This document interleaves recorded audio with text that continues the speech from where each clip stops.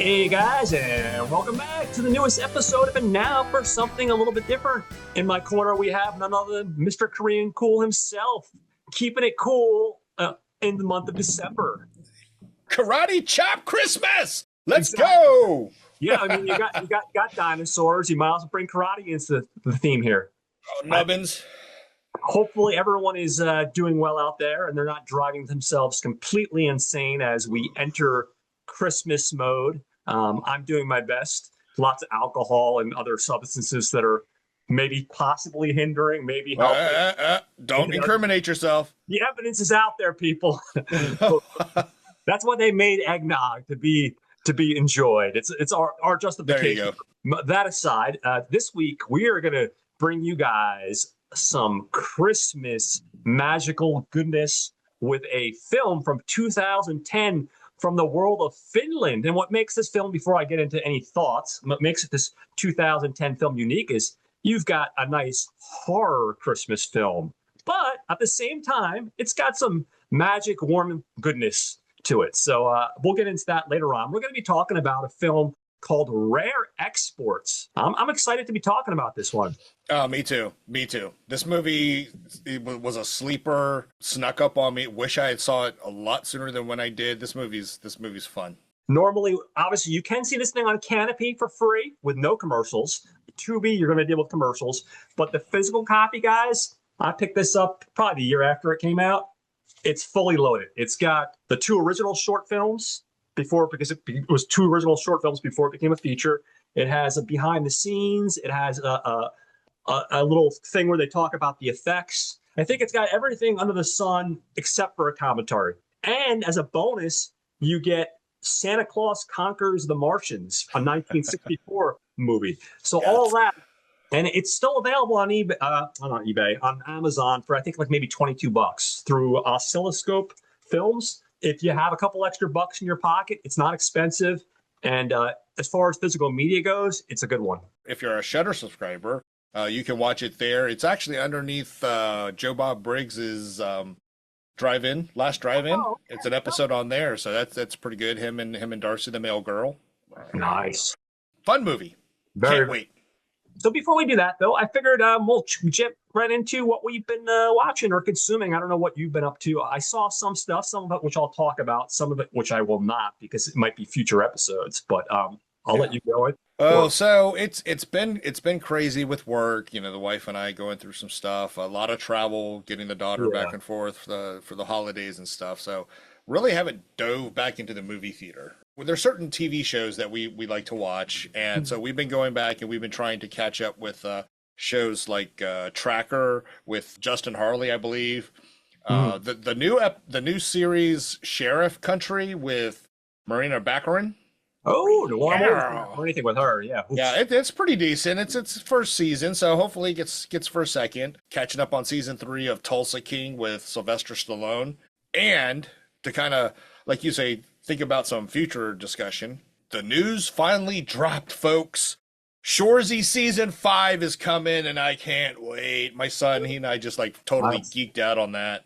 That's awesome, brother. Yeah. The only other thing that I've been doing, and you know what, I you'll have to forgive me for a little bit.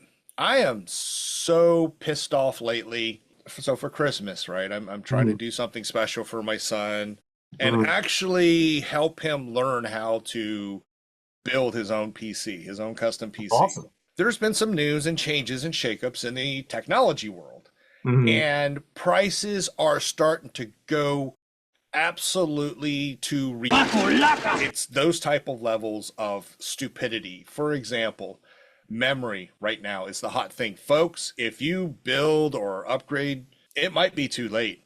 It seriously might be too late.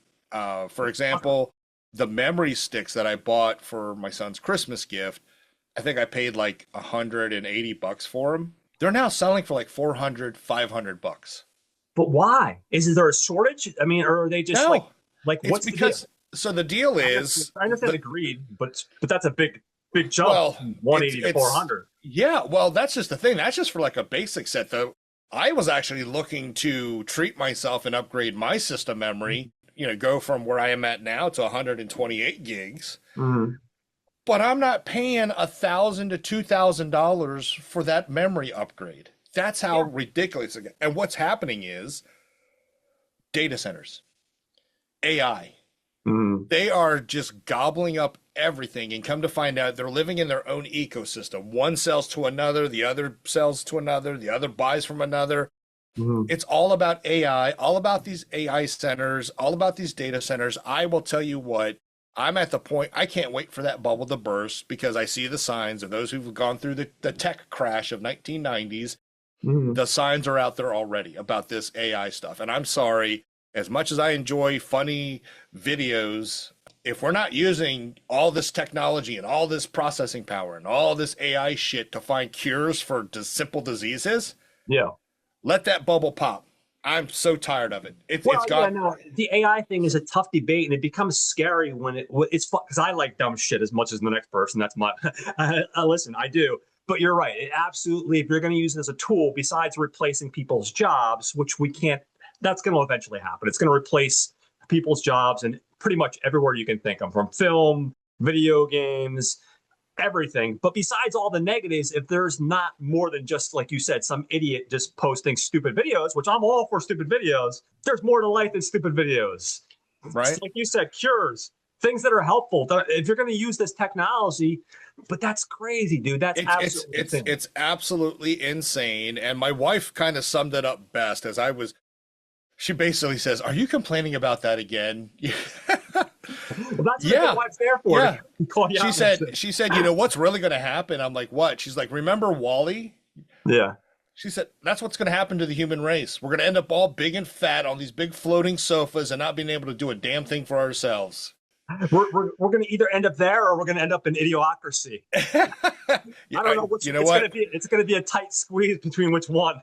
I tell you what, it's ridiculous. But yeah, TVs and griping about computer parts pricing. That's all I've been up to lately. What about you, Mo dude? What you been up to? So, it's funny. I like I mentioned, there's some stuff that I watched a lot this week, but some of it I'm not going to talk about because I do want to talk about on the show, and I have a tendency of over talking. Go figure, me, loudmouth over here. So I've revisited a film because it was on sale through Kino. Gotcha, from 1985. Anthony Edwards. I had seen it years ago on HBO. Watched it a couple times. It disappeared off the face of the earth. Same director, Mr. Jeff Carew, also directed Revenge of the Nerds the year before, which is also another movie that I adore. And I haven't seen this Gotcha movie in so long that I forgot, other than the song. And it's a fun movie. You got Anthony Edwards. He's playing basically paintball on his college campus. Him and his buddy go to Europe, and effectively he meets this hot chick. He's a virgin. She's a couple years older. He gets caught up in this whole spy thing. Yeah. And I don't want to give too much away, but it's definitely worth the Kino Blu-ray, which is on sale right now. It's a fun movie. I really had a good time revisiting it. So I saw that. I saw last week in the theaters, I saw Eternity, which is the what the fuck movie. I liked it. But basically it's Miles Teller, Elizabeth Olsen, and a guy named Callum Turner. And the basic premise is Miles Teller and Elizabeth Olsen are a couple. Miles Teller dies, as they're both senior citizens, I should say that. He dies, he chokes on a pretzel. 6 months later, his wife dies of cancer. They both end up in heaven, and when they get, or this version of the afterlife, basically they're told they have 1 week to pick how they want to spend eternity. And they have a bunch of different options, all these ridiculous options, some of them less ridiculous. The twist is, of course, we find out that Elizabeth Olsen's character, his first husband, played by Callum Turner, has been waiting ever since he died for her to come up. And basically he died in the Korean War, and he's been waiting. He's been putting off his choice until she got here. So then it becomes this big triangle. She has a week to decide who she wants to spend eternity with. The guy that she, might fart too much because she's been with him for 60 years, so she knows all his habits. When you're with someone for 60 years, you know the good, the bad, the things that annoy you, the things that you love about them, versus the guy that she lost when she was in her early 20s. There's that young love, right? Yeah. But she's faced with this option of picking which one she wants to spend eternity with. And of course, for the most part, it's comedy. There's a couple of moments of dramatic elements, but it's a pretty decent little film. It's not perfect. It probably goes on a little bit longer than it should have, but I think it's worth checking out. Now, if you want a much more detailed summary, I'll give a shout out to Mike, the Wildebeest, and Jose, because they just released an episode on it yesterday, which unfortunately I did not listen to today. I didn't get the opportunity, but I'm hoping to sometime during the week. Believe it or not, I went on to Netflix, and I think this is something eventually I want to talk to you about, because I think we might cover it as a show. There's a show I watched, and I kid you not, this is probably my favorite show this year that I watched, and it's called Boots. And Boots takes place during 1990, and it follows a young man, a guy named, hold on, let's see if I can find the actor's name here real quick, Miles Heiserk. He plays a character named Cameron Cope. He's a young gay guy. He's getting bullied in high school. People are saying a lot of horrible things. His mom is played by the actress Vera Farmiga.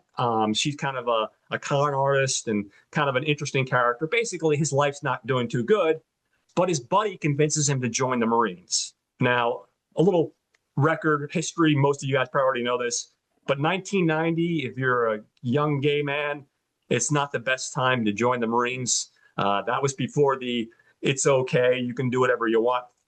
It's a time in history. That was if they found out, you were probably going to get your ass kicked, and then you were going to get thrown out. Luckily in 2011, we finally abolished that whole thing where you can openly be gay in the military, and it doesn't matter. So it's about this kid Cameron Cope, and it's basically about him trying to survive boot camp, but also fit in, and then eventually actually becoming like a leader, surprisingly. It's mainly told through his lens, through his eyes, but you would think like a series like this would be enough just to do it through his eyes. But they also, like any good series, they also develop the supporting characters, and there's a lot of really good supporting characters that really help carry this show. And it's not just one dimensional. There's a lot of depth to the show. And there's a lot of dramatic elements, of course, but there's a lot of comedy, and there's a lot of really good themes. I was really surprised at how much I really, really liked the show. I saw the trailer for it, and I was like, okay, well, this is interesting, based on a true story, apparently, from what I understand. And I think I'm going to like it. We'll give it an episode. Before I know it, I'm watching, 6 episodes in, and just surprised at just how well developed the show is, and how well the characters are fleshed out. Just one of those things. I don't know if people know about it, but definitely don't sleep on it. It's mostly unknowns in the cast, but it's a really, really, really solid show. So I did that. And then, believe it or not, I don't get a chance to do it too often, but I did get a chance to spend a little time gaming when I was over at my folks' house for Thanksgiving. I have a little nephew, Jack, who's in 2nd grade, and I have a niece, Lorelei, who's in kindergarten. And of course, he just got his Switch this year. And of course, he's got a bunch of. So I was there with my younger brother, Michael, and my sister, Carrie Ann, and his father, and the whole family. And we were sitting there playing Smash Brothers of all games. And of course, yes, the Smash Brothers. Now, just a side note, guys, real quick. I am not good with multiplayer games. I drop the ball, and I usually get my ass kicked. And of course, I got my ass spanked by everybody. And of course, this little kid who's in 2nd grade, who I love to death, is a fucking little shit talker, even at 2nd grade, because he's shit talking all of us as he's kicking our ass. And my God. Of course, I'm sitting there playing this game, doing my damnedest. And of course, a 51-year-old man, you would think I do play video games, but just generally speaking, not these type of games. I'm getting my ass handed to me, dude. Wow. It is a fun game, though. It is a fun game. Let me. So, folks, John, I got to share something with you, dude. Nice. What do you got for me? So, my daughter, she actually plays that game. Okay. For folks who've been following the show, my daughter, who attends, I guess I can say it now because she's going to graduate next year, Lycoming College in Williamsport, PA. She is part of their esports team. Ooh, nice. She is a captain of her esports team, and her go-to game, Smash Brothers. Okay. Now, I got to give props because I'm sorry. This was wild. One night I got a text, and I'm watching. It's a video file, and it's my daughter. She's playing Smash Brothers at this tournament. Next thing you know, I see her jump up. She's like, "Yeah, yeah, yeah, f you, f you." I'm sorry. Good game, good game. Thank you very much. A proud father right there. I love it. I loved it. I loved it. I got to talk to her the day after that match, and this is where I'm super proud of her. So Lycoming's only had an esports team since 2020. Okay, it's not that old. No, and this was last year, 2024. She told me that match specifically was for the championship. My daughter, Super Smash Brothers brought home the Eastern Athletic Conference Esports Championship for Smash Brothers home in 2024 to Lycoming. I was like, what? That's crazy, dude. That's awesome. I introduced them to gaming a while ago. You know what? We need to do something. We'll talk about that later. Proud daddy. That's my little ass kicking princess. Yes. So good. Nice. Anyway, I'm sorry. No, that's okay. So yeah, that's so freaking cool, man. I won for athletic stuff years ago, here and there, but never for that, dude. That's so sweet, dude. That's all. It's freaking awesome. And I love it. I love it. Especially like I said, yeah. Good game. Yeah. It was awesome. Very cool. So yeah, we're going to talk, like I said, guys, we're going to take you back to 2010. We're going to talk about rare exports. Before I talk about it, I'm gonna do a couple things. Well, one, I'm gonna tell you a stupid story because I've got a couple of those. This is about my personal life, and maybe you'll appreciate my horrible humor, maybe you won't. So I was in my 20s, and a lot then. I had a little more swagger in my step, a lot more hair in my head, and it was a Saturday night, and I just finished working a 10-hour shift. So I go to my local hole in the wall, and there's this, they make good burgers. Fair, grab a beer. And I see this like drop dead gorgeous blonde chick in the corner of the bar. She comes up to me and she's like, she's got an accent, and I can't quite place the accent, but she's like, what do you recommend? And I'm like, I don't know. Here, I'm just having a Sam Adams, So the next thing you know, we're talking. I never really get like where she's from, but we're having a really good conversation. I'm hitting it off. It's a Saturday night. I'm like, I worked a billion hours that week. I'm getting drunk with this hot chick. So one thing leads to another. And I get back to my place. I invite her over, get a little, and we're in the middle of that. And all of a sudden, about 10 minutes in, she's screaming. And I'm like, well, what's the matter? She's screaming, Finnish. And I'm like, what? Why are you trying to rush me? and then afterwards, we finish and she knows, no, you're too long. Finish. Okay, bad joke. I had to insert my horrible humor, because we're talking about a movie from Finland, so. I thought you were going with, and she's going to tell you, yes, I have also a rabbit whose name's Foot. Anyway, dumb joke. I know my bad dad humor, but I gotta pull out the magic hat every once in a while. And then another real quick thing, and this is not a joke at all. This is because we're talking about a film that's based in Finland, and it's based off Finnish folklore. There's all different types of folklore. There's a couple of different folklore surrounding Christmas and Christmas beings, I guess, if you will, in the world of Finland. And I'm going to just go over a couple of them real quick. One is a thing called Jalmari, the Yule goat. And this is a belief, has pre-Christian roots, and this is before the modern Santa, of course. And Jalmari was a wild goat-like pagan figure associated with fertility and winter solstice.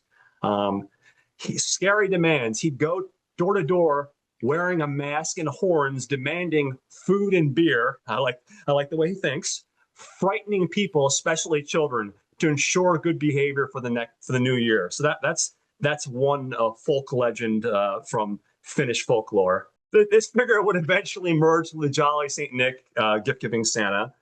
Then we have a character called Nutpaki, or Saint Nuxback, and this would happen after Christmas, at the end of Christmas, a related tradition that appeared on January 13th. St. Nuts Day, meaning end of Christmas, leftover feast. He and his entourage would visit homes consuming leftovers and alcohol, sometimes scaring people if they didn't get enough.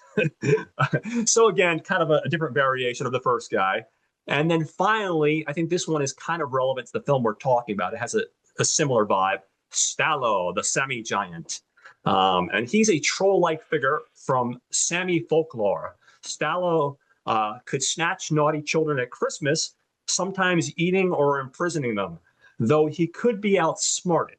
And he was really evil, apparently. He would be, like I said, snatch the kids and torture them and stuff like that. So I think he's the one that's probably, like I said, most relevant to the particular film we're talking about. So wow. That's they got some fucked up lore.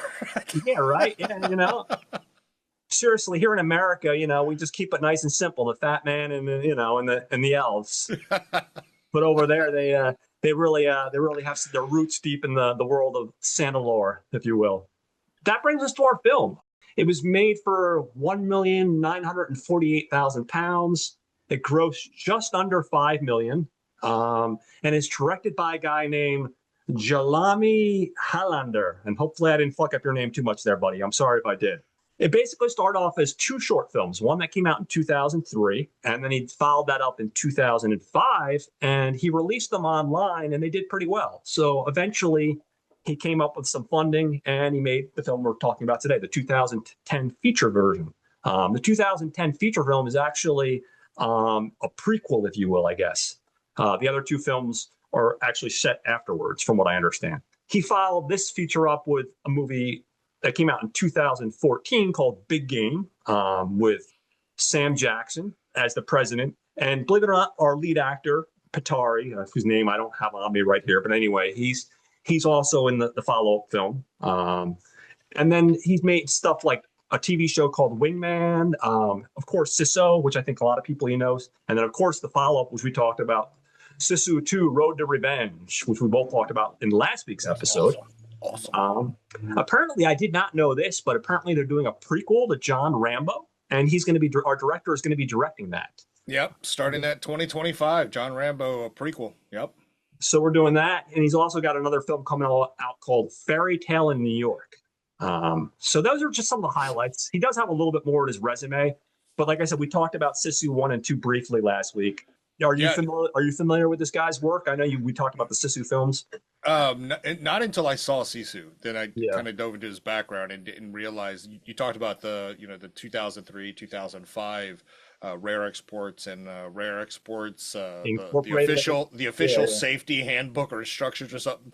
Jalmari Helander is actually like an uncle to Onni Tommila, who played, and then Onni Tommila is Jorma Tommila's son, real life son. Yeah, and I didn't realize either. Yeah. If those names don't ring a bell yet, we'll get to them. It's because Jorma plays Sisu, so it's really wild. And you mentioned Big Game. That's what I caught when I think it first. Didn't it like go out streaming first or something like that? I think so. I think like pretty much, other than, as far as I know, other than Sisu 2, I think all of his films, at least in America, were pretty much a limited release and then dumped on streaming or VOD.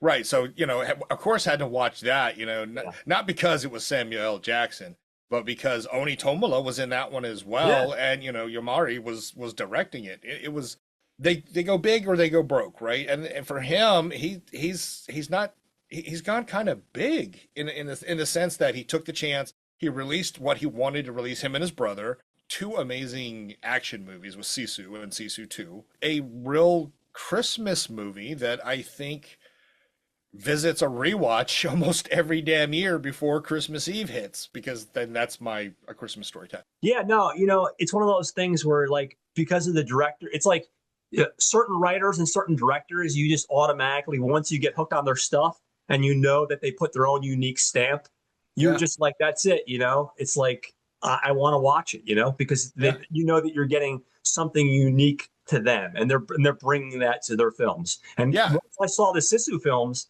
and then like I said, I've had rare exports in my collection probably since 2010, 2011, but I didn't even make the connection that the director was the same director, because I had just seen Sisu 1 and 2 last week, and then I was like, wow. And it makes sense.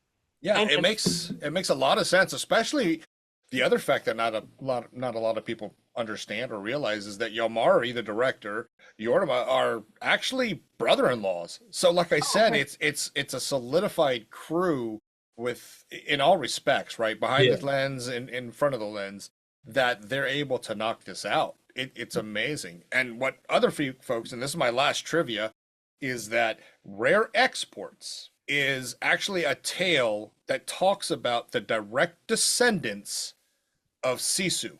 Interesting. I'm That just bullshitting you. I have no idea. It's the same folks it's all the just, hey, time. God damn it. You had me there. You fucking threw the pole out and just lured me right in. Just reeled me right in. You. Oh boy. Or it's like that commercial, right, with the guy with the fishing pole. You almost had it. Oh, you almost had it. No, I'm such a fucking sucker, man. God damn it. No. That would be No. cool though. That would be cool because both films do happen in Finland. So Yeah. that would be awesome if that was, By the way, I kind of guess that route. talking about, I was going to get into the script next. Well, not the script, but the writer. It's based on an idea, like you said, he came up with his brother, Juuso Highlander. And then other than that, he did most of the writing on it. There are a couple of people that worked on it that were considered script editors. I think those are the ones that helped like translate it for American audiences. So there are a couple of guys that worked on it doing that. A guy named Sammy Parkinen, hasn't done a lot. He something called the Canine Calavella and Rai. But there's not a lot to his resume, so I'm not going to touch on it too much. In our cinematography department, we have a gentleman named Mika Arasama. Now, right off the get-go, I don't normally talk too much about short films, but the guy made a short film called Let's Fucking Die. And he also directed that script. So you know that because I'm a sick fuck, I had to talk about the short film Let's Fucking Die. He also, like I said, he also wrote that. He's been a cinematographer on stuff like Iron Sky, which I really like a lot. Big Game, we just talked about briefly. A TV series called The Killing Kind. He did some Doctor Who. And he's also going to be working on the upcoming Rambo film we just talked about, the prequel. Yep. And Sisu Road to Revenge. He worked on the sequel. Composers, we have a gentleman named Jori Seppa. He's worked a lot with our man, our director here. He worked on Sisu 1, Sisu 2, and Big Game, among other films. And then also we have Miska Seppa, who worked on, again, Big Game, and he worked on a film called Happier Times, Grump. I kind of connect to that. When we get into editing, we have a gentleman named Kimmo Taivila. He worked on the Finnish film Heavy Trip. Now, if you've ever seen Heavy Trip, that's worth checking out. Really good. Finnish. Really? Okay. About a heavy metal band. They also made a sequel, which I can't think of off the top of my head. Oh, here it is. Heavier Trip, 2024. He did The King of Hearts in 2019 and a dinosaur movie called Heavy Saurus the movie. So, Exactly. It ties right in with your sweater, John. So again, I could have gotten a little bit more into these guys' resumes, but there's no reason to. And B, guys, a lot of these films I couldn't fucking pronounce because they're in Finnish. And you guys know how I struggle with pronouncing names. I have a hard enough time getting regular English names right, let alone Finnish names. So I didn't go into too deep into the filmographies. With our actors, we have in our lead role, playing the father role, Mr. Jorma Tommila playing the role of Rauno Kantio, father to Pietari. Now, again, we just talked a little bit about his career. He's been in a bunch of stuff. He did this 2 Sisu movies. He obviously he did this. He actually got nominated in '97, early on in his career, for what's called a Jussi Award. And a Jussi Award is basically the equivalent of the Finnish Oscars, and that was for the film I just mentioned, The Christmas Party. He did another film called Bad Luck Love. He did both the 2 Rare Export short films. He pops up in Big Game. He pops up on a film called Priest of Evil. The guy's been all over the place. And again, I feel like I'm doing a disservice to his resume only because he does have a lot in his filmography. But the problem is a lot of it is in Finnish, and I don't want to completely butcher his filmography. Besides the Sisu films and Big Game and stuff like that, are you familiar with the actor from any other films? Or no, unfortunately not. Unfortunately, he. But what I do like about Jorma is he is, for a Finnish actor, right? We talk about how actors just exude a certain vibe or aura, or can convey emotion through just simple actions and stuff like that, right? I mean, especially with Sisu, especially Sisu 2. You know, the oddity was in Sisu 2, he actually had no dialogue, whereas Sisu, he had like one line of dialogue. Yeah, literally. You know, literally, you see a lot of, the main character from Sisu. He has that persona. It's kind of like, remember, how Charles Bronson in his early days, his early heydays, just had that presence about his character. That's Yul Brynner, that stoic, Yul Brynner, freaking Eastwood in his earlier films. It's just, he reminds me so much of those old days, those good days. I really dig him. Yeah, I think the challenge for like a lot of people, like at least me, typical white guy from New Jersey, born in America. Like the reality is like you want to have like a world view of world films, but the problem is, right, there's fucking a million countries in the world, and it's like it's almost becomes like this intimidating thing of like, where do you even dip your toe into? You know what I mean? Right. Unless you're part of like some of the film groups we're part of, or like a friend, like there's so much stuff out there, it almost becomes this all-consuming thing. Luckily I'm like yourself, I've dipped my toe into a lot of different countries and a lot of different filmmakers, but it's an endless well. It's an endless well. You could focus on just films made in Finland and probably spend the rest of your lives just doing that. And the same thing goes with like Spain or UK or Scotland or, fucking Indonesia. You know what I mean? Like it's an endless well. It almost becomes, until you find one that stands out. Like you stumble upon something like Sisu, and then you're like, okay, I need to look into some of these filmmakers from this country, Exactly right. Exactly right. So anyway, that's a little bit about our main lead actor. Now, playing his son, like you already mentioned, is his real life son, Onni Tommila, and he's playing the role of Pietari, our main character. And he basically, I would say, this is a group effort, but I would say it's the story's seen through this Pietari, this kid. He's probably like 5 or 6, and he's really like the main protagonist. Imagine I don't want to make such a basic analogy or summary, but imagine like Home Alone horror film, like Home Alone meets Gremlin, you know what I mean? Meets Die Hard, you know what I mean? Basically, there's little elements sprinkled. Again, he was originally in the original Rare Export short film, which was surprising when I was watching that, because he's only like 6 or 7 in this film. It must have been like 3 or 4 when he was in the original short film. He also, like I said, he has a pretty sizable role in the follow-up film Big Game in 2014. He did a film, obviously he was in the first Sisu film. I didn't see him in the sequel. And then he's in a film called Last Cowboy Standing that came out in 2009. He's still young though, so he still has a chance to really build his filmography. He's still a young guy.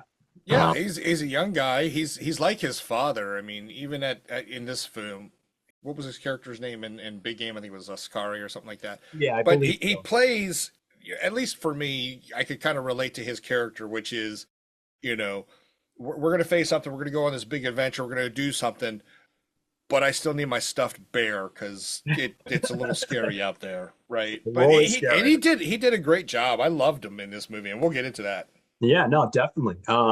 In a very minor role, and I almost didn't write it down, but because he's like one of the main elves, or they don't call them elves, they call them helpers. I'm going to call him an elf. But the main elf is a gentleman named Peter Jacobi. He's the one they find early on in the film, and I'll go into that later on when we get to the script. Not a ton of stuff. He's been in something called The Hour of Temptation, a TV movie, The Last Relic, and something called Living Images. Again, the only reason I mention him is because he's the one that showcased the most in the film as far as the helpers go, or the elves, if you will. Next up, we have Pietari's childhood friend, Imari Javanpaw. He's been also in that movie I just mentioned, Last Cowboy Standing. He's in a movie called Reunion, Village People. Again, a lot of Finnish films, guys, so I'm not going to go into the filmography too much. Not those Village People, folks. Yeah, no, not the ones with the police and the fire hats. Exactly. Playing a friend and neighbor, we have a gentleman, Rauno Juvanen, playing the role of Pimpanner. Again, also in a lot of different stuff. He was in Big Game, Bad Luck Love, The Christmas Party, and this one caught my interest. I almost picked up a copy online because I was so tempted because I'm such a fucking nerd. He was in a 1993 Finnish miniseries called The Habitat, which is basically not the 93 version of Lord of the Rings done in like a 6-episode, 7-episode miniseries. And I almost bit the bullet, but I've been spending way too much money, so I had to like show something I hate to show, but I had to show a little bit of restraint, at least for right now. I got to get through the holidays because someone keeps on reminding me it's supposed to be about other people and buying shit for other people and not fucking constantly buying shit. So, well, the way I work around that is, hey, you know what? I understand it is, about other people, but I'm thinking of them, and I would think that they would want really me to have this. Right? So, on their behalf, I bought it for myself. Leave me alone. Or I'll buy it for them, but I'll just borrow it and maybe return it indefinitely.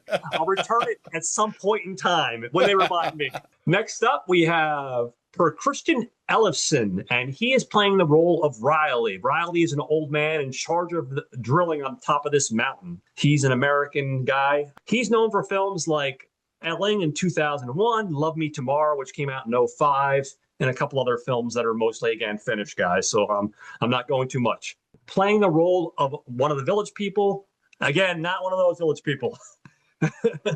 Despite your want to dance on the break number, we have the role of Tommy. We have the actor Tommy Corpella playing the role of Ama. He's been also, again, rare exports, the short film. Again, for some reason, The Last Cowboy keeps on popping up. He was also in that movie.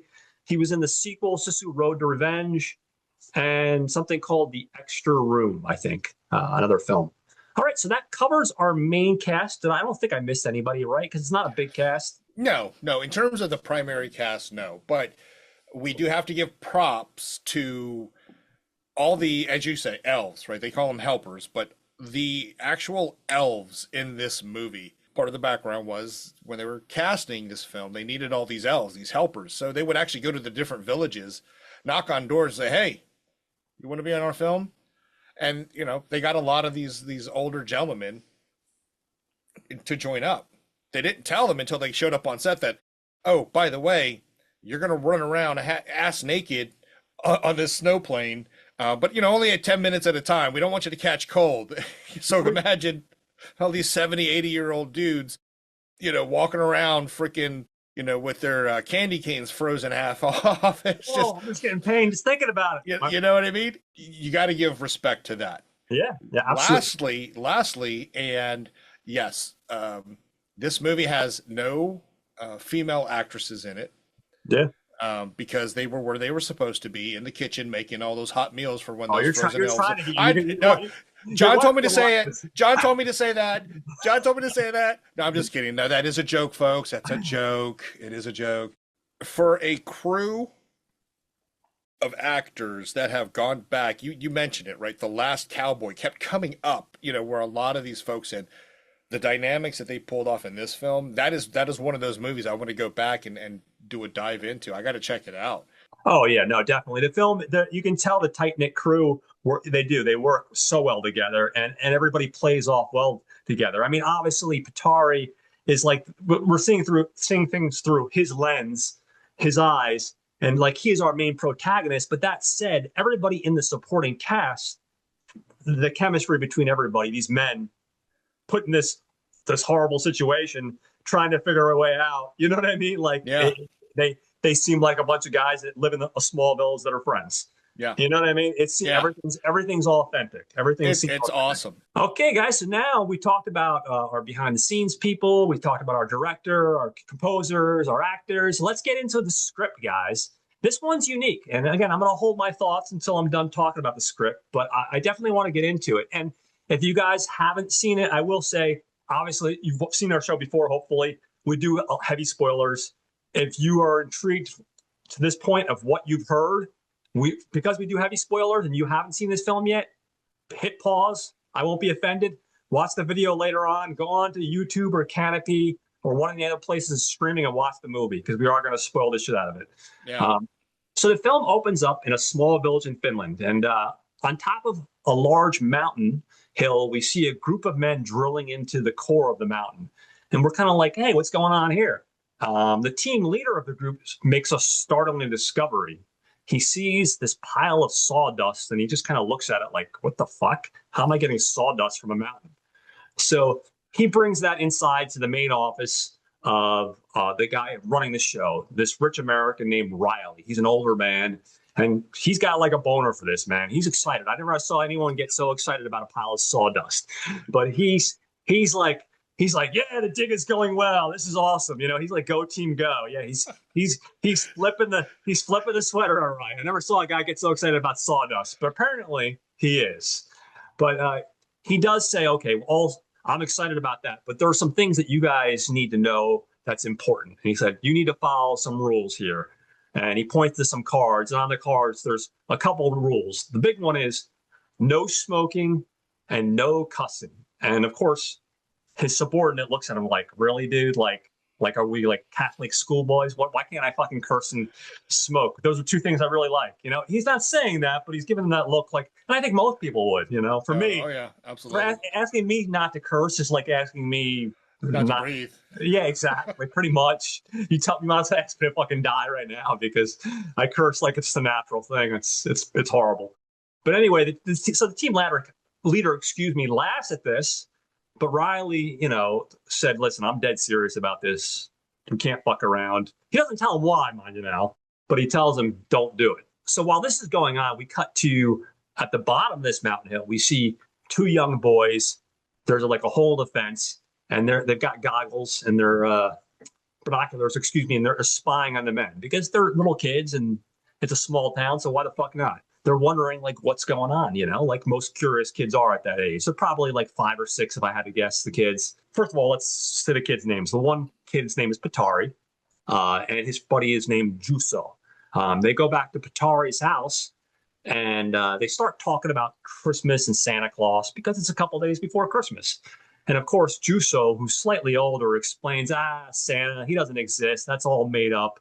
It's some trick your parents play on you. You know what I mean? Like, that's happened, I'm sure, most kids we know at some point in their life, or they just figured it out on their own, one or the other. But Pietari, he still has that faith, right, in Santa Claus, and he's actually doing a little research. So all of a sudden, he pulls out this book, and we see him looking. And this book's got some pretty interesting illustrations because he's discovering about the ancient legend that is Santa Claus, and it's much more different than what he was told.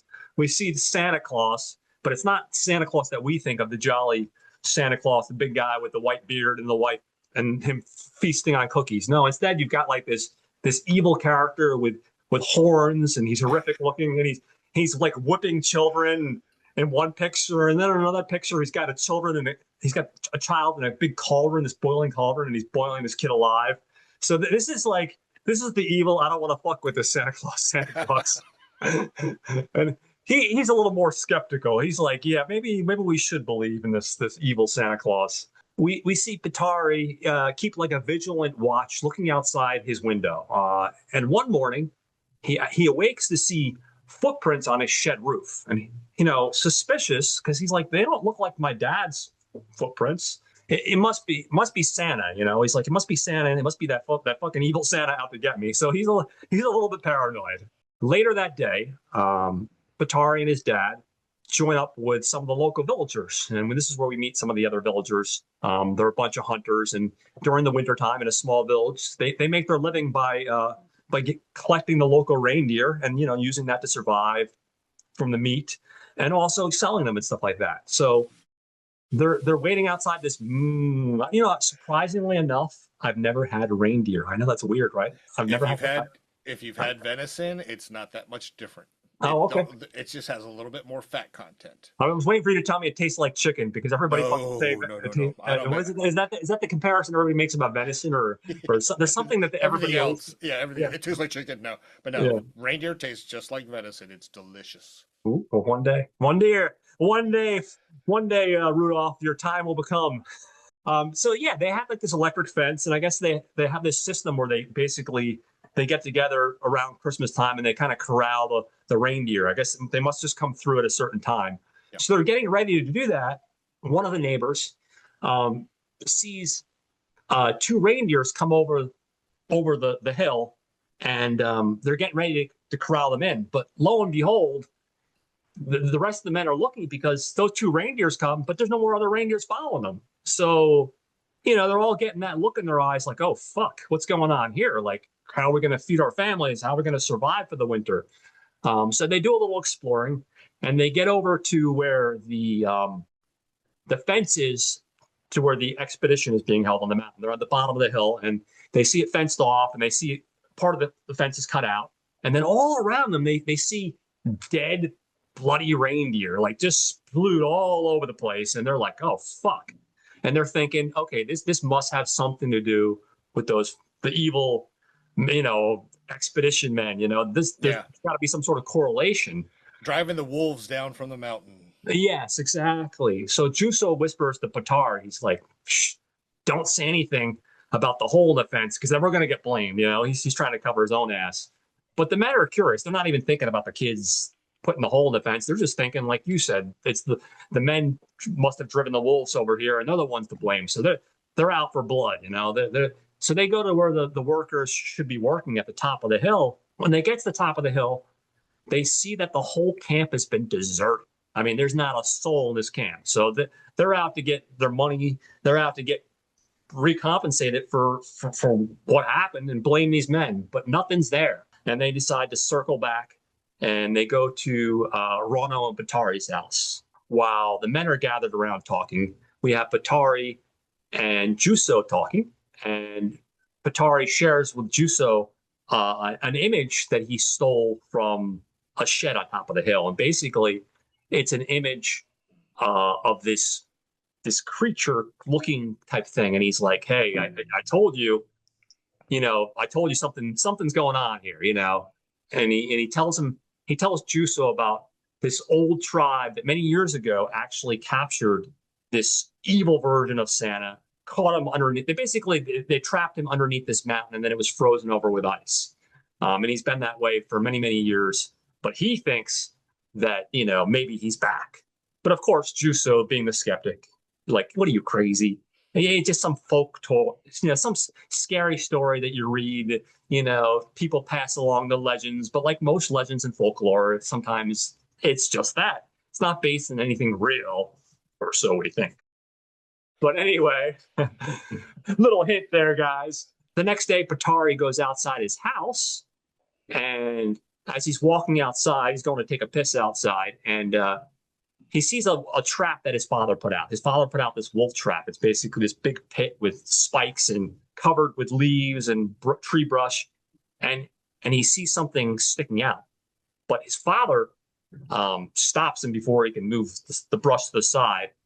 His father looks in and he sees a bloody hand, and he tells his son to go back inside. He said, go back inside right away, because he doesn't want his young son to see what he thinks is, a dead body. He calls for his friend Pietari. Pietari is one of his neighbors. He was introduced earlier. Basically, they go into Rauno's shed, and they drag this corpse in there. And basically, he sees like this skinny old guy, really super long white beard. Think of AC/DC guys with the beards, but a 70-year-old version. Well, actually, they probably might be that way. They might be that age anyway at this point. But anyway. They think he's dead, but they go through his pockets, and they do see like an ID, and it's an American passport, and they just think that he's one of the men that was working on top of the mountain. And at this point, because Rauno found him in his pit dead, he thinks, oh shit, maybe I accidentally killed this guy. So they're talking about carving the old man up, because they want to get rid of the evidence. They don't want to go to jail. They actually realize that he's still breathing. And they're like, okay, well, we can't kill him. That's definitely not the right thing to do.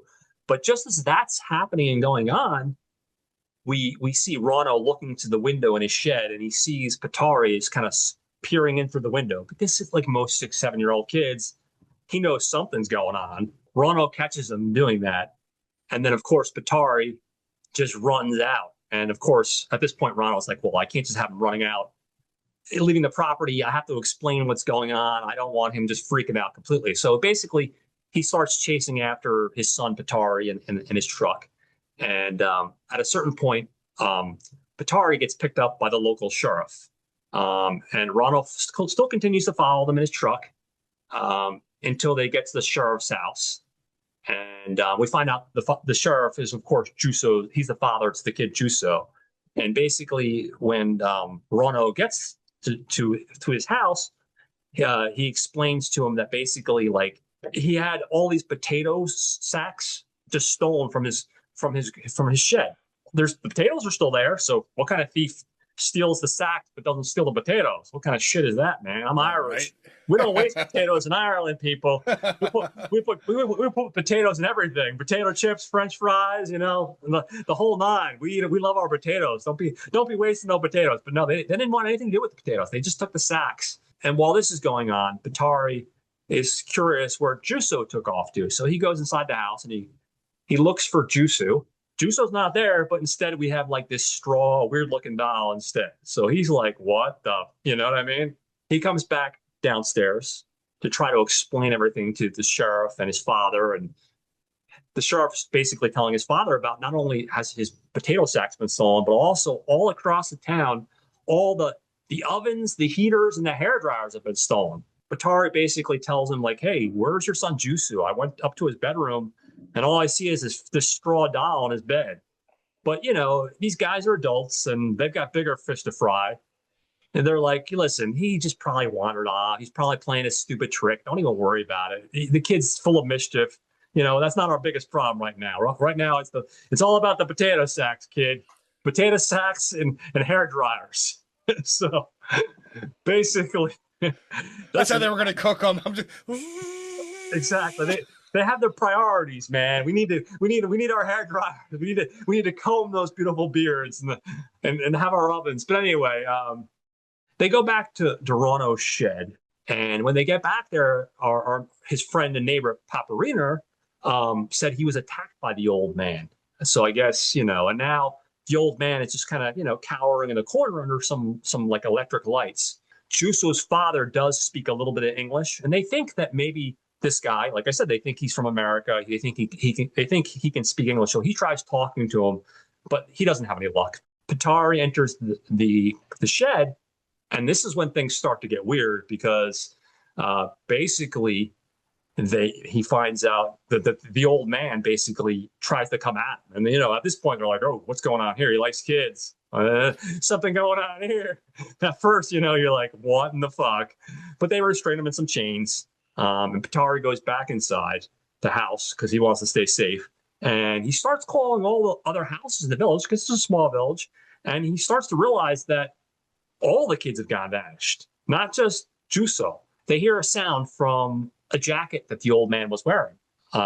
Realize it's a walkie-talkie, and there's a voice on the other end. So the sheriff picks up the walkie-talkie, and the voice on the other end says that, he wants to know if he's ready. And he's like, what do you mean? Am I ready? Ready for what? And he's like, you have the cargo, right? The Santa Claus. And he's like, yeah. We have the Santa Claus. And they basically arrange to meet up at a small airport.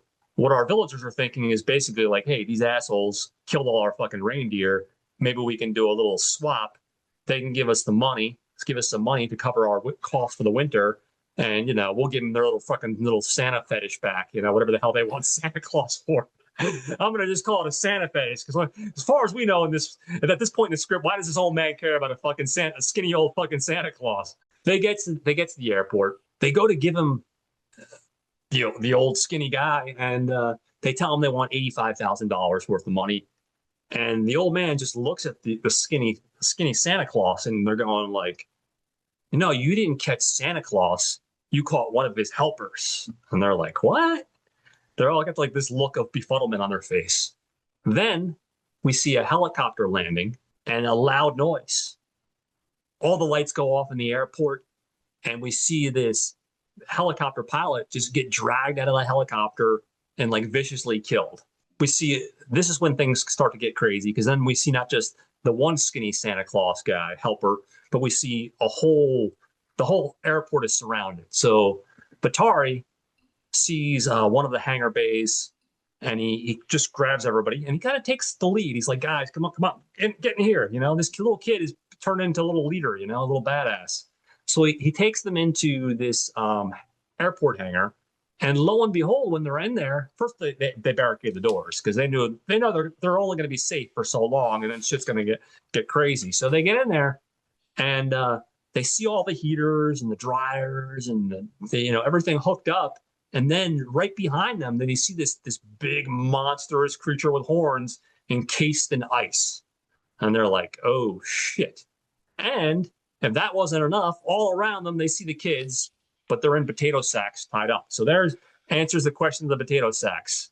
They're getting like freaked out because they're like, okay, well, at least we found the kids, so that's good. But we're not going to be safe for too much longer. So they're all arguing, trying to figure out what the right thing to do, if there's any right thing to do. And while that's going on, we know that our helpers, our Santa's little evil elves, are getting closer and closer to getting in there and basically getting things nasty. So Pietari pulls out the gun and shoots it in the air and says, like, listen, I've got a plan. Because the kid knows what's going on. He's got his shit together. And he's like, here's what we're going to do. And basically he comes up with this plan for how they can hopefully figure things out. Basically, he tells Pietari, the neighbor, who's a pilot, of course, conveniently enough, to sneak out. So he sneaks out, and we get this really funny sequence where he's sneaking out to the helicopter, and we see the old men just kind of like staring at him. They're not attacking him right away, but one by one, they kind of look at him with curiosity. And as he gets closer, weaving his way to the helicopter, he throws gingerbread cookies at them like they're dogs with looking for their treat. And because they like gingerbread cookies, apparently, they devour the things. And he eventually makes his way to the helicopter safely. The little moments like that I thought were great because there is humor. There's humor sprinkled out throughout this thing, which I like a lot. A lot of satire and a lot of dark comedy. Yeah, among many other things. Yeah, we'll get into it a little bit later, but yeah, you're right. They mix in humor and Christmas lore into this really effed up tale that we're seeing. There's a little bit of a mix of everything. So he makes it over to the helicopter. He basically attaches this giant net onto the helicopter. And at first, we're like wondering what's going on. But as we see him get to the hangar where everybody's at, we see that there's an opening in the hangar, and he lowers the net down. And basically, I guess the idea is he tells them to load the kids up in the potato sacks onto the net, and he'll fly them away. And at first, a lot of the parents, the villagers are like, hey, no, we're not doing that. What are you talking about? That sounds dangerous. But Pietari says, listen, I've got a plan. You have to trust me. They all agree reluctantly. But Pietari actually jumps on the net. He's not in one of the potato sacks, but he's got his gun, and he's got a flashlight, and he's got the radio. And Pietari basically flies away. And when he flies away, they notice something very strange. They notice all our little helpers all of a sudden are piqued by this. And when I mean piqued, they want the kids. So they're following Pietari and Pietari in the helicopter. Now, while this is going on, we have Rauno and we have the sheriff, and they're still in the hangar, and they notice a large stash of dynamite. So they get the idea of like, okay, well, they're doing that. We're going to try to rig up all this dynamite to set the blow. So maybe we can actually kill the Santa Claus. And that'll be at least one threat they won't have to worry about. So they're doing that. Doesn't blow up quite yet. And Pietari basically gets on the radio and he tells Pietari, he says, listen, I got an idea. Fly to where the electric fence is at. So they fly to where the electric fence is at. The idea being maybe they can lure these elves into where the electric fence is and then kind of corral them in, basically like the reindeer. But when they get closer to the electric fence, unfortunately, they realize that the gate's not open. And they're going to have to figure out a solution. So Pietari, being a little badass, this little kid, he's like, listen, I'll make a sacrifice. Lower me down enough so where I can get onto the ground, and I'll open the fence, and it is what it is. You know what I mean? He does that. Basically, you see all of a sudden now, you see all our helpers, they just charge, and they're out for blood because they see the net there with the kids, and of course they see kid right there, fresh to the picking, right there, And we think things are going to get very, very morose right about now. Things are going to get dark. They're going to take a dark turn. But just as that's happening, we see Rauno and the sheriff peel out of the hangar and with the horns from the creature and a big explosion, and Santa basically blows up. And of course, when that happens, all of our elf friends or helpers, if you will, they're all basically they like snap out of like a daze. and they're still staring into space like they don't know what the hell's going on, but they're also not in attack mode. Where are my pants? Yeah, exactly. Where are my pants? Who are you?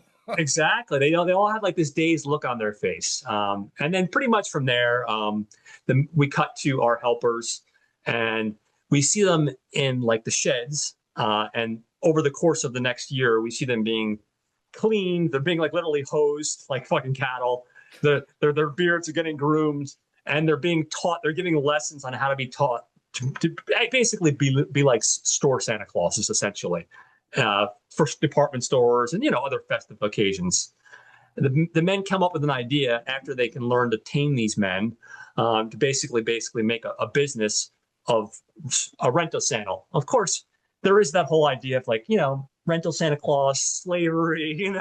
They probably maybe forgot. I didn't piece it together until afterwards. I'm like, yeah, I mean, they could have maybe let them go. Instead, they exploited them and turned them into slaves. But I guess we'll just kind of roll it. It's just a minor thing.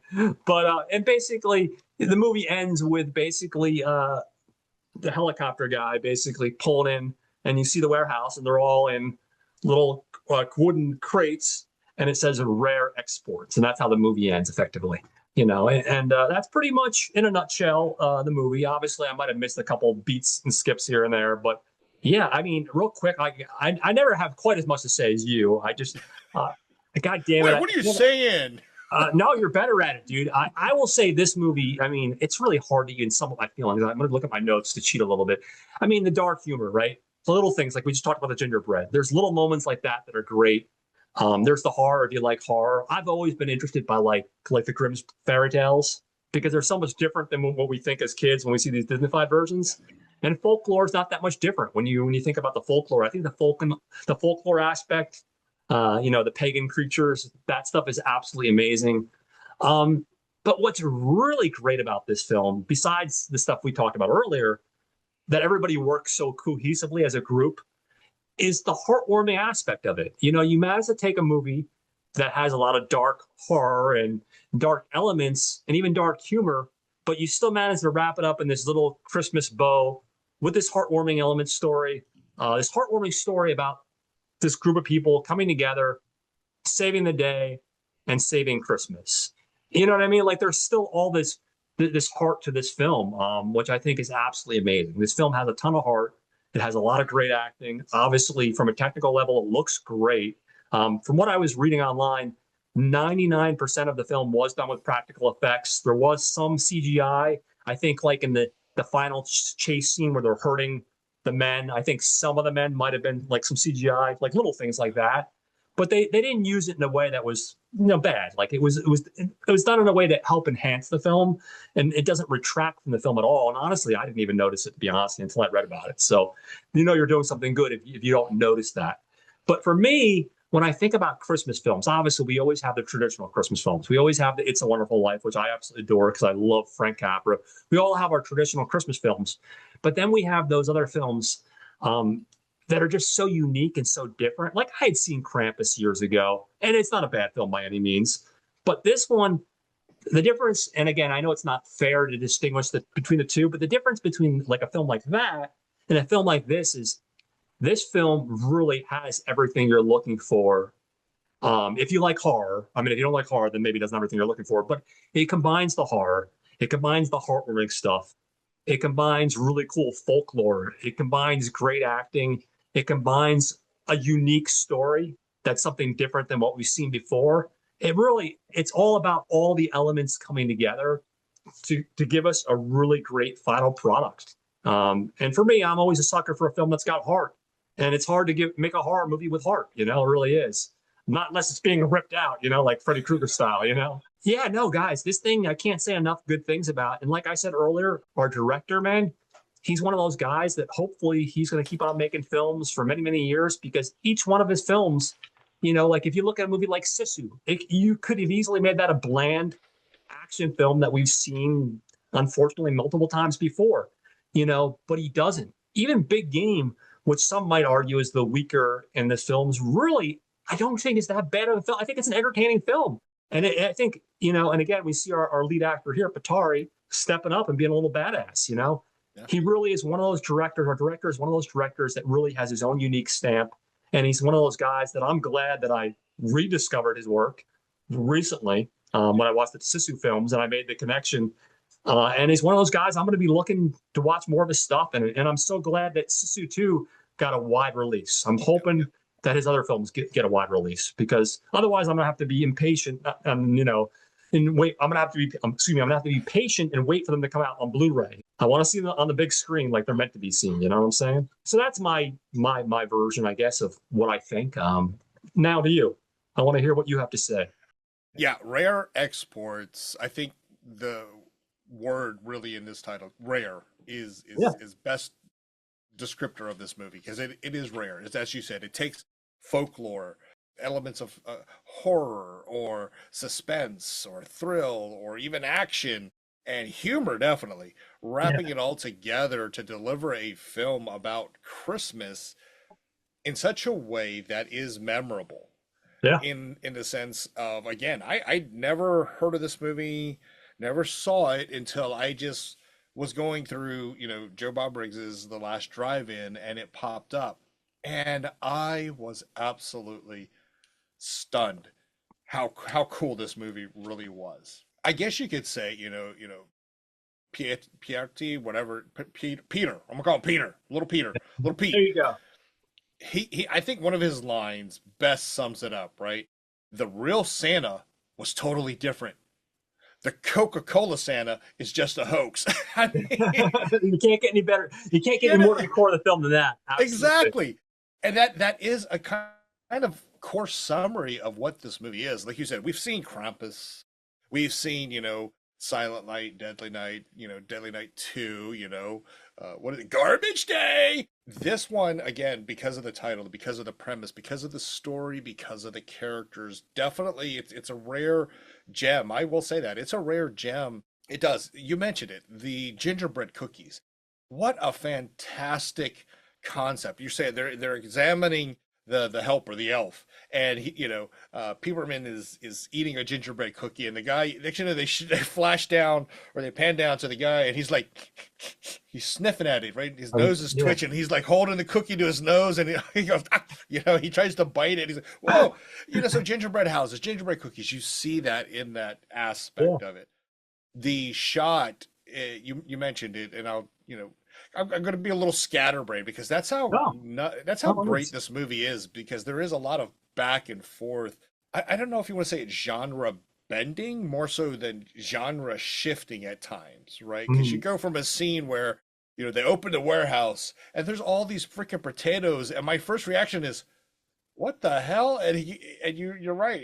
Robin says, they just took the sacks. What the hell is this all about? What's going on here? It goes back to the scene where they enter the warehouse where they're keeping the real Kringle, right? Which is this, you'll see it, right? It's a pan up shot, and it's this huge ice block with these two giant curved horns, like Krampus-like horns just coming out. You're like, holy shnikes, what is that? You know what I mean? The Santa Claus is totally different in this film. It's not the Coca-Cola Santa. The helpers, I think, really also enhance that element of humor, suspense, and horror. Like you said, there's scenes where these guys are just, what, I wish they'd hurry up. I want to fly out of here before. Next thing you know, this little elf snatches his ass and just totally obliterates him. But then you get Peterman like trying to sneak off to the helicopter, and he's freaking like tossing gingerbread cookies left and right. They're dropping their tools like grabbing the cookies. Onni Tommila, he did such a wonderful job, again, playing a child who says, I'm brave. I want to be a man, and I'm going to carry. Dad just gave me a shotgun, and that's what I love about this film. Right? They're not afraid to, you understand that certain cultures, you get to a certain age, you're getting a shotgun. Yeah, it's part of he handles it right. He's like, yeah, but then he grabs his doll. But I'm going to need you to help with this next. The story is truly unique. Again, you go from a pan up helicopter shot to see all these dead reindeer at the beginning of the movie, and at the end you're having a similar shot It is CGI because I'm sorry, you can't get a bunch of 70, 80-year-old men running through freaking snowbanks, chasing a helicopter. They'll freeze to death. But it's the similar shot, right? But it still conveys an emotional reaction like, holy crap, look at all those poor reindeer. Man, that's a lot of wasted meat. Yeah. To the shot of all the elves running, like, holy crap, look at all these naked elves running running after this helicopter. And I don't know if you picked up on or thought of it. Rare Exports kind of pays homage to some other movies out there in the sense of, Peterman's in the helicopter, Peter's talking about, lower me down and, tell my dad I did this. And then he does a Hans Gruber off the net. Yeah, that was awesome, bro. He does a Hans Gruber, right? Homage to show that, yes, Die Hard is a Christmas movie. Give it up, people. Stop arguing about it. Stop fighting us on this. When you look at this movie from from the aspect of being one of those Americans, oh, that's a Finnish movie, it can't be that good, you will not be more pleasantly surprised. Oh, absolutely. Just how good this movie is. It is written well. The actors, they all did fantastic. Yeah. The cinematography, the visuals, the pacing of the film, it all works out. Is it a perfect film? No. There's some gaps and there's some problems with it. Okay, let me put it into perspective. How many of us, raise your hand, when you saw the first trailer for Violent Night, right? Ooh. And you started geeking out about, oh my God, Santa Claus is a badass, right? Totally different genre bending, change of a Christmas type movie of a Santa Claus. That's what Rare Exports is. Oh, completely. Absolutely. You know what I mean? And then at the very end of the movie, where you see them, getting all cleaned up, and you're seeing these elves, with their dolls, and they're like petting them, like, oh, his name is George, and I will take care of him and love him and call him George. It's fantastic to the one shot, which I thought was brilliant, right? You get this elf helper dressed up as Santa, just staring dead-eyed into the camera. And then the crate closes and it says Rare Exports. And you're like, oh my gosh, they're really pulling this off. Yeah, they completely pulled it off. It's a fun movie. The Blu-ray, folks, yes, times may be a little tough because you're buying Christmas gifts for people. Here's a little hint to help you out. If you don't really like the person, don't buy them anything. Buy yourself the Blu-ray. Yeah. This is a movie from Finland that does all of the same, wraps it up all in one package, and gives you something that at the end, you can't say you hate it. Oh, again, absolutely. I loved how this movie was shot visually. I mean, you just had perfect angles. And again, let's go back to Jorma Tommila, who, when they first arrive on the snowbank, I'm talking about the reindeer scene. Yeah. They arrive on that little plateau in their snowmobiles, and it just does a shot where he just looks up, and he has this look on his face, like, what the fuck? Yeah. And then they show the reindeer, right? The emotions, the dialogue being conveyed by his character. Even, Peter, Peterman, they have all their own versions of that in this movie. So it's brilliant. It's well done. I mean, Jalmari and his brother, when they first had this idea, dude, thank you. Because it was a great idea. It's a great idea. It's a great idea that was released and given to us. And I hope they continue on, as you said, their future ventures, right? And it plays out well. I just had this thought to kind of diverge a little bit from Rare Exports. Mm-hmm. Jalmari, and again, I mentioned the interview where we talked about, and you had mentioned he's going to direct the new Rambo. Think about it, right? Sisu is Finland's Rambo. Basically, it's like, if you think about it, yeah. Right? So he took another story, another, character, and he's putting his twist to it, but now he's coming back to kind of like the source material. And that's what they did with Rare Exports, right? Yeah. Only the benefit that we get to enjoy is the Finnish folklore of Saint Nick, Santa Claus, compared to Americans' version. Best line in the movie that I love is, real life Santa is totally different. Coca-Cola Santa is a hoax. And it's just, I just love it. This is a high recommendation. Again, if you have not seen it, John, I think shares the same sentiment, right? Absolutely. You go out, just watch it, right? Yeah. Yes, take a break from Christmas Vacation. Take a break from, I can't say it because I'm not going to do it. A Christmas Story. Yeah. Whatever other Christmas movies that you watch, add this to your rotation. Yeah. I think you'll be pleasantly surprised. I mean, let's put it this way, right? If it makes my little, snowball nipple hard watching this movie, it's got to be good. It's absolutely got to be good. I love this movie. I could just keep going over and over about how fantastic this movie is, but I think the point has been driven home. No, this absolutely. Movie, rare exports, folks, watch it. You don't even have to thank us. Just watch it. It's a fantastic film. It's the gift that keeps on giving, folks. Oh my gosh. It really is. So check it out. Like we said, it's available in multiple places. And that wraps up today's episode. And again, guys, we're keeping all our future episodes for this month a surprise. But we do got some Christmas gifts waiting for you. So they're going to be some fun ones. And again, I don't want to give anything away. So look forward to that next week. We got one waiting for you. That's going to be a lot of fun. Before I head out, I'm going to give a quick shout out to some people you guys should be getting in your ears. You should be listening to the Follow Pop. I can make words. I was doing good. I had to fumble at least once or twice. So close. I know. I almost made it through an episode without fucking. Obviously a couple mispronunciations, but that's normal. That doesn't count. That doesn't count. We don't count that. But I almost made it through the ending without fucking it up. So some podcasts you guys should be listening to. We got Not a Bomb with Troy and Brad. They took on the Double D action this week. Yes, the Double Ds. Double Dose of De Niro with Alto Knights. So check out that. That was the newest episode.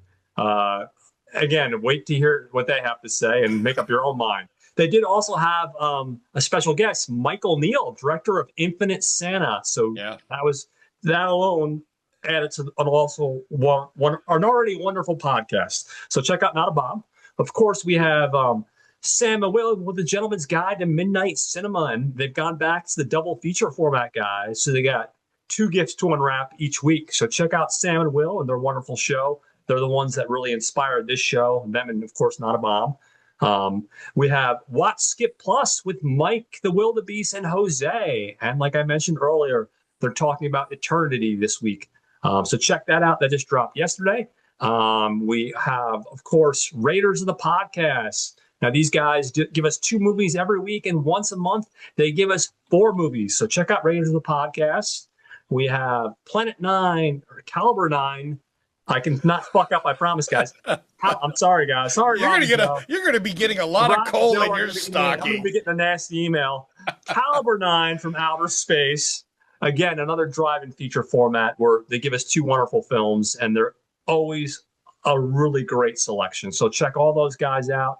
Oh, and one more, Death by DVD with Harry Scott Sullivan. And I just noticed on Facebook today, he announced that he's going to hopefully have 1 more episode coming in. He's going to sneak one in at the end of December before he officially comes back. So hopefully, I think I got everybody. If not, oh well, I tried. And we look forward to seeing you guys next week at the movies. So thanks for stopping by. Have a great day.